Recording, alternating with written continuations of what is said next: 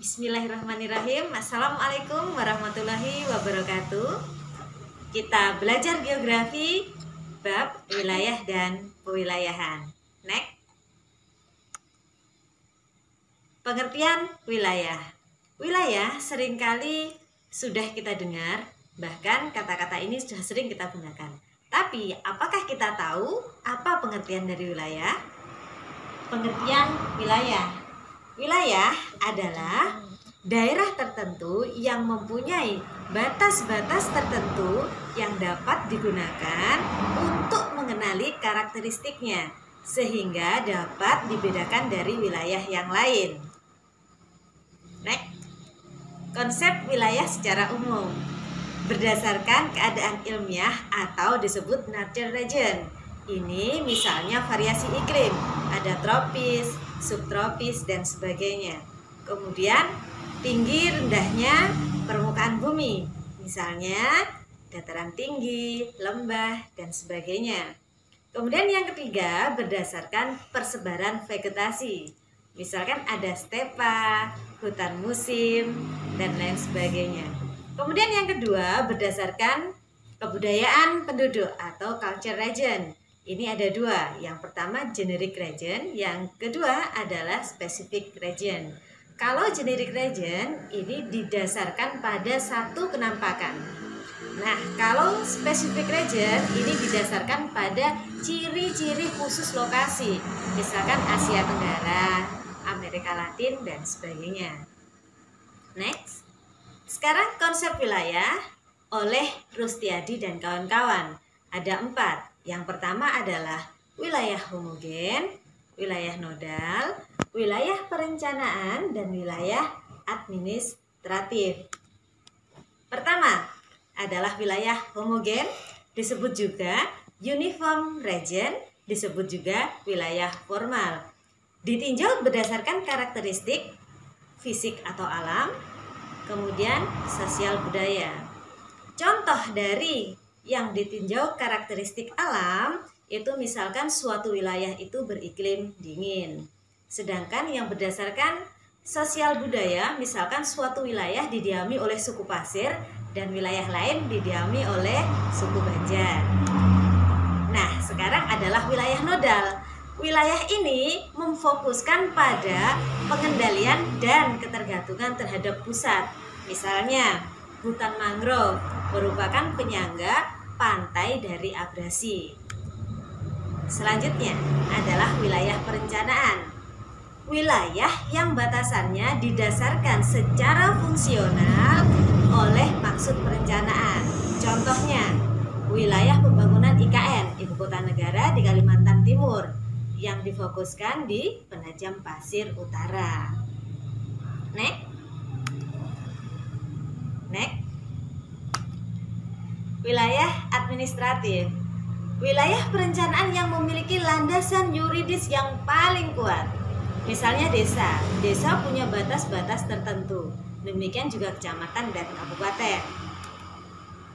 Sekarang pengertian pewilayahan. Berbeda dengan wilayah tadi. Kalau wilayah adalah daerahnya, kalau pewilayahan atau regionalisasi merupakan proses penggolongan wilayah berdasarkan ciri-ciri dan kriteria tertentu. Klasifikasi pewilayahan ada 2, yaitu pewilayahan formal dan pewilayahan fungsional. Mari kita simak jelasnya. Kalau pewilayahan formal, pengelompokan wilayah ini punya karakteristik yang sama atau homogen. Biasanya pewilayahan ini ditentukan berdasarkan kriteria tertentu seperti administrasi, kondisi fisik, sosial, atau kondisi ekonomi. Pembatasan wilayah formal biasanya cukup sulit, tapi wilayah inti biasanya mudah dikenali karena punya perbedaan yang sangat mencolok dibandingkan wilayah yang lain-lain. Wilayah inti juga umumnya terletak di bagian tengah yang letaknya strategis. Misalnya seperti di daerah yang subur, persimpangan jalan, atau lembah-lembah sungai. Karena letaknya yang strategis inilah, wilayah tersebut jadi cepat berkembang. kemudian dijadikan oleh pusat aktivitas penduduk, baik aktivitas ekonomi, sosial, budaya, politik maupun administrasi. Contohnya adalah pembagian wilayah berdasarkan batas administrasi yang menghasilkan beberapa provinsi. Sekarang pewilayahan fungsional. Pengelompokan wilayah yang punya karakteristik berbeda, bermacam-macam, dan heterogen. Biasanya ditentukan oleh hubungan antara bagian-bagian wilayah dengan pusat wilayahnya.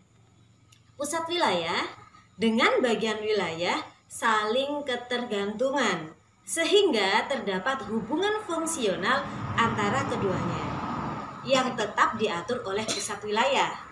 Semua gerakan interaksi, baik manusia, barang, dan jasa mengarah pada pusat wilayah. Contoh pewilayahan ini misalkan Kota Samarinda yang terdiri dari beberapa kabupaten, kecamatan, ataupun desa. Nah, Kota Samarinda dan unit-unitnya ini dihubungkan oleh jaringan jalan dan dikelilingi oleh jalan lingkar luar yang menghubungkan unit-unit dengan pusat kota. Metode pewilayahannya ada dua. Yang pertama adalah metode delineasi wilayah formal. Pembatasan wilayah ini dilakukan dengan nilai bobot indeks yang membatasi wilayah berdasarkan dari satu kriteria. Misalnya, pembatasan wilayah iklim berdasarkan letak lintang dan temperatur rata-rata. Kemudian yang kedua adalah delineasi wilayah fungsional.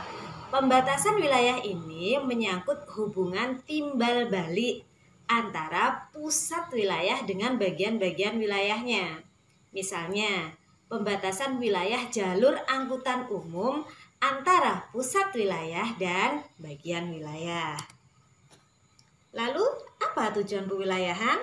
Tujuannya adalah yang pertama, menyebarkan dan meratakan pembangunan sehingga dapat menghindari adanya pemusatan kegiatan.